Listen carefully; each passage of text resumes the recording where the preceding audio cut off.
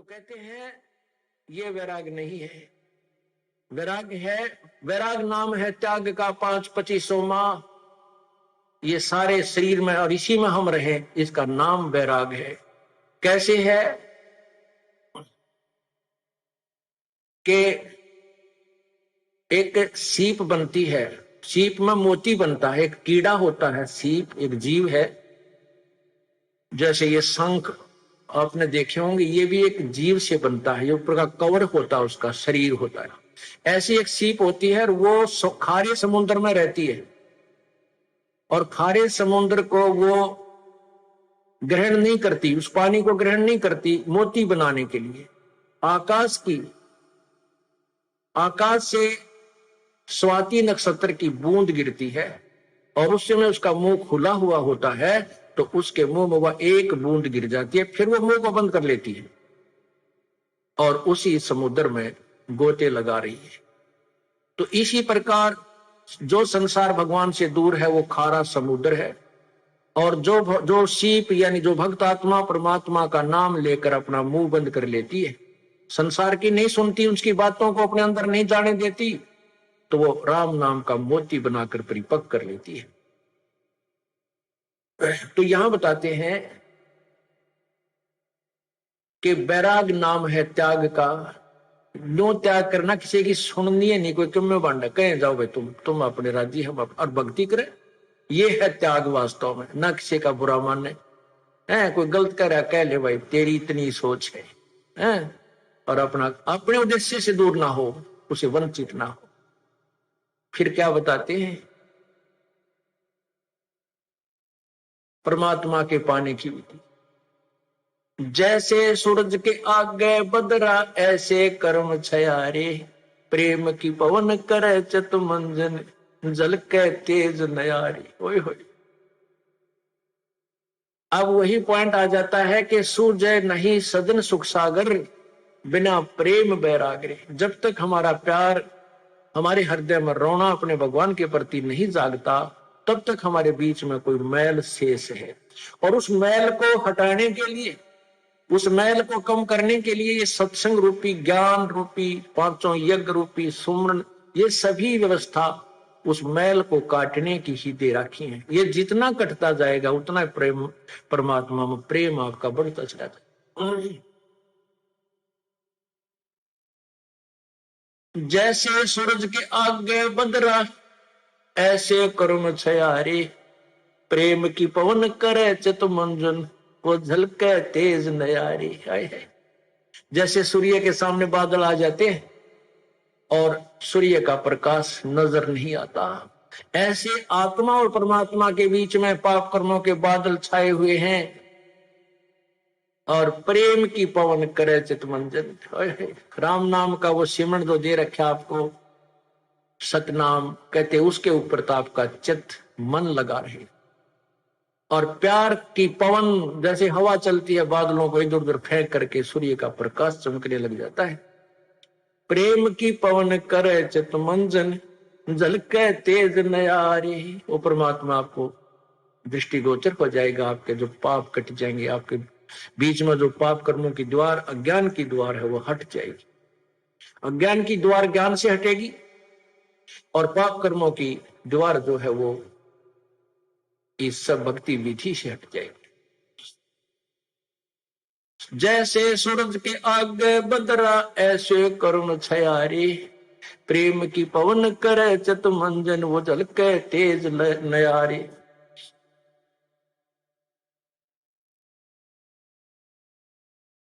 कहते हैं बिना प्रेम पावे नहीं चे करोड़ समाधि ला। और इस प्यार को जागृत करने के लिए, इस प्यार को आप परमात्मा के प्रति बढ़ाने के लिए आपका जो ट्रीटमेंट चल रहा है, ये सारा जो उपचार है परमात्मा में प्यार बढ़ाने का। जितना भी प्यार आपका भगवान में बढ़ जाएगा, उसके बाद आपको संसार में उस मालिक के अतिरिक्त कोई नजर नहीं आएगा। और वो मालिक कैसा है, कौन है, उसको नहीं जानते। इसलिए परमात्मा ने यही कहा है कि मम संत मुझे जान मेरा ही स्वरूपम। मेरे संत को मेरा ही रूप मान लेना, मैं मुझे ही मान लेना। जैसे गुरु भगवान नहीं है।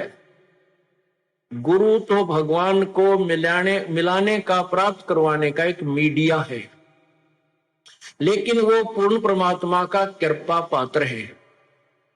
उसको, परमात्मा को पाने के लिए हमारे को गुरु जी को भगवान मानना पड़ेगा। और भगवान मान के वो रिहर्सल करनी है, हमने वो प्रैक्टिकल करना है कि जब हम पूर्ण परमात्मा के सामना होगा, कहीं वहां कोई गलती ना बन जावे। यही जो गलतियां हो लें अपने सुधारना, और फिर अंत में ये पक्के हो जावा कि यह गलती फिर आगे नहीं होनी चाहिए। अब जैसे आप शरीर छोड़ोगे, जो भक्ति नहीं कर रहे उनके साथ तो वह ब्रह्माटी होगी, यम के दूध देखते कालजा पाटेगा उनका। और आपको परमात्मा स्वयं इस दास के रूप में खड़ा पाओगा, क्योंकि आप मुझे पहचानते हो, मेरी शक्ल को पहचानते हो। भगवान आपको वहां मिलेगा और आपको साथ लेकर के ऊपर जाएगा। तो आपको ऐसा लगेगा जैसे सत्संग में जा रहे हैं।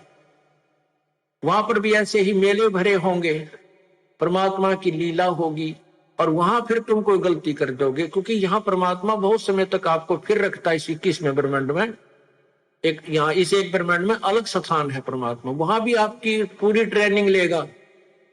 और वहां फिर ऐसे जैसे सत्संग में आते हो, यहाँ भी इधर उधर का कोई गलती कर दोगे तो ये तो एक प्रैक्टिकल हो रहा है, वहां हो जाएगा ओरिजिनल एग्जाम आपका, तो वहां से फिर पटकने पड़ोगे यहीं पर। उसमें इतना सुख जरूर हो जाएगा कि कई सैकड़ों मनुष्य जन्म में मिल सकते हैं, पार नहीं हो सकते। तो इसलिए यहां जो आप आते हो, तो जब ये दास है आपका, वो परमात्मा ने भेज रखा है, तो उसके लिए कहते हैं मम संत, मेरे संत को मेरा ही स्वरूप मानिए। मम संत मुझे जान मेरा ही स्वरूपम। अब जैसे परमात्मा गुरु के बिना नहीं मिले, और कहते हैं गुरु जी भगवान है। परमात्मा खुद कहते हैं गुरु मानुष कर जानते ते नरक अंधे, होवे दुखी संसार में आ गए यम के फंदे। अब गुरु गोविंद कर जानियो, गुरु जी को भगवान मानकर चलियो, और रहियो शब्द समाए, वचन में, वचन के अंदर चलना, उसके आज्ञा का पालन करते रहना।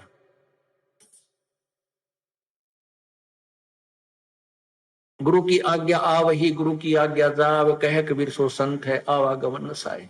तो यहां हमने जैसे एक मैथमेटिक्स के अंदर गणित में एक प्रश्न आता है ब्याज का, तो उसमें मूलधन निकालना होता है, और मूलधन निकालने के लिए पहले हमने दर कैलकुलेट करनी पड़ती है। तो उसमें मूलधन मानना पड़ता है 100 रुपए। हालांकि वो 100 रुपये मूलधन नहीं है, लेकिन वो मान्य पार पड़ेगी। वो करोड़ों की अमाउंट का जो मूलधन, वास्तविक जो धन है हमारा, वो 100 रुपये मूलधन मानकर ही हम उसको प्राप्त कर सकते हैं, और कोई तरीका नहीं।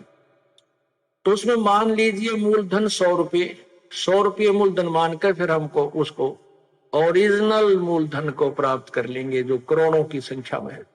तो वो परमात्मा को पाने के लिए गुरुजी उस परमात्मा जैसे परमात्मा नहीं है, लेकिन आपने परमात्मा मानना पड़ेगा, ताकि आपकी रिहर्सल ठीक चले जाए।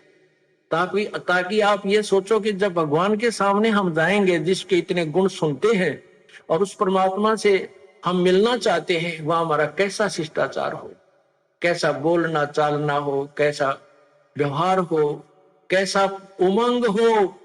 अगरीब करीब कबीर साहब आपके सामने आ जाए, आपने इतना गुण सुन रखा है, तो एक दूसरे के ऊपर का पड़ के उनके चरणों ने छुआ है, और मतलब नु सोचा जानो मेरी बारी कब आवे। शिष्टाचार नहीं, एक दूसरे के ऊपर नहीं गिरना, मतलब एक दूसरे से आगे पहुंचने की होड़ लगे, और नहीं तो दूर से नोडी ठाठा के देखें वो खड़े भगवान, वह खड़े भगवान। और यही उमंग आपकी इस दास को जब देखें, ये आप पर बन जाएगी। ये ज्ञान ऐसा है कि आपको फिर कुछ भी दिखाई नहीं देगा, ये दास दिखाई देगा, और तब आपका प्रेम परमात्मा में दृढ़ बन जाएगा। आपकी यहां जो भी है, ठीक है, संतान संपत्ति जो भी है वो आपको अस्थायी नजर आएगी, और हम यहां अपना कर्तव्य करने आए हैं, ये भी पूरा करना है। तो इस प्रकार जैसे हम माता पिता की जैसे बच्चों की परवरिश करते हैं माता पिता बचपन से, कितने प्यारे लगते हैं छोटे छोटे बच्चे। और उनको अब आप वो भूखे रह जाते हैं, बच्चों को उत्तम आहार कराते हैं, उत्तम अच्छे कपड़े पहनाते हैं। और जब वो बड़े हो जाते हैं, ब्याह शादियां हो जाती हैं, तो माता पिता उनसे उतना ही प्यार चाहते हैं जितना वो बचपन में दिया करते थे।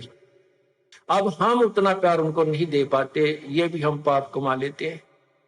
बूढ़े आदमी ने कुछ नहीं चाहिए, सारे शौक खत्म हो जाते हैं उसके बुढ़ापे में। और हमारे भक्त बीड़ी शराब मांस तंबाकू को मुंह त्याग देते हैं तो बिल्कुल नहीं छूते, वो केवल प्यार के भूखे होते हैं। बुजुर्ग आदमी को, माता पिता को, दादा दादी को, बाहर से आते हो या सुबह उठते हो, सत साहेब बोले, और प्यार तेनो बाहर से भी आते हो, चाहे आपका किसा मूड ऑफ है, अपने माता पिता से कहे माँ ठीक हो, पिताजी ठीक हो, उनका आड़े गदगद आत्मा हो जाती है। और पिताजी बोले छोरा मुंह तो करनो चल पड़ा, तो उसकी दूना रोना बढ़ जाता है। तो पुण्यात्मा, हमने अपने बुजुर्गों की हृदय से सेवा करनी है, बुराइयों से बचाना है, हुक्का नहीं पहना उनको, शराब नहीं पिलानी, चाहे मरे चाहे जीवे, प्यार दो, अच्छा भोजन कराओ, अच्छे कपड़े पहनाओ, प्यार से रखो। तो इसी प्रकार हमने हर कर्तव्य को पूरा करते हुए हम तभी हंस बनेंगे, तभी हम संत बनेंगे, भक्त बनेंगे, जब हम हर प्राणी के प्रति उतना ही प्यार रखेंगे। और वो प्यार सबके एक से द्वेष बनाए रखें घर में, तो प्यार कैसे रहेगा, भगवान में भी ना रहे वो। तो इसलिए हमने धीरे धीरे सब में नॉर्मल प्यार बढ़ाना है और विशेष प्यार परमात्मा में रखना है। जो पति भरता पति से राती, आन पुरुष नहीं भावे, बस पी हर में सुरत प्रीतम में, ऐसे ध्यान लगावे। जैसे लड़की अपने घर चली जाती है शादी के उपरांत, तो उसका विशेष लगाव अपने पति में हो जाता है, बहुत लगाव हो जाता है, और वो एक पल भी उसे नहीं भूल पाती है। लेकिन किसी को सो भी नहीं करती है, माता पिता को भी प्यार देती है, भाई बहन को भी, और अपना काम भी करती रहती है। लेकिन जो विशेष कसक उसके अपने पति में होती है, पति भरता स्त्री की, कहते हैं ऐसे ही हम यहाँ इस संसार में रहेंगे, अपने परिवार में, ये हमारा मायका समझो, और हमने ससुराल चलना है अपने पति परमात्मा कबीर परमेश्वर को ऐसे पल पल में याद रखना है। जो पति भरता पति से राती, आन पुरुष नहीं भावे, बस पी हर में सुरत प्रीतम में, जो कोई ध्यान लगावे। वो क्योंकि यहाँ हम खेचातानी नहीं रखेंगे, यहाँ भी प्यार, इनके लेवल का प्यार, यहाँ भाई के लेवल का, बाण के लेवल का, जेठ के लेवल का, जेठानी के लेवल का, ये भी इनको श्रद्धा सत्कार देना है। लेकिन विशेष कर से अपने परमात्मा में रहनी चाहिए, वो विशेष प्यार, वो हमें आगे ले चलेगा। और यहां हम आपस में लड़ाई झगड़ा रखेंगे तो भी भगवान को पसंद नहीं।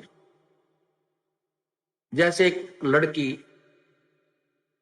अपने एक सह परिवार में रहती है, जेठ भी है, जेठानी भी है, देवर है, देवरानी है, ननंद है, सास है, ससुर है, पितश्रे है, पिता है।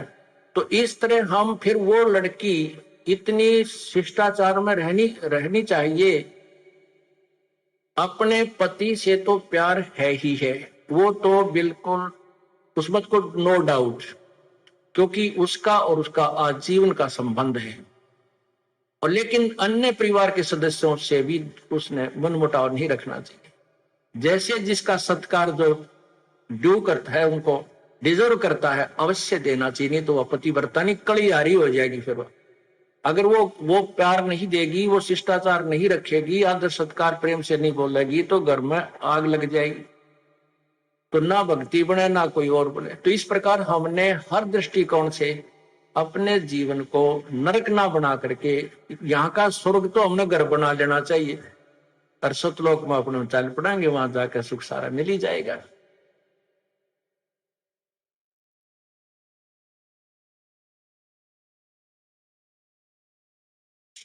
इस प्रकार हमने अपने जीवन को सुचारू करना है और परमात्मा प्राप्त करनी है।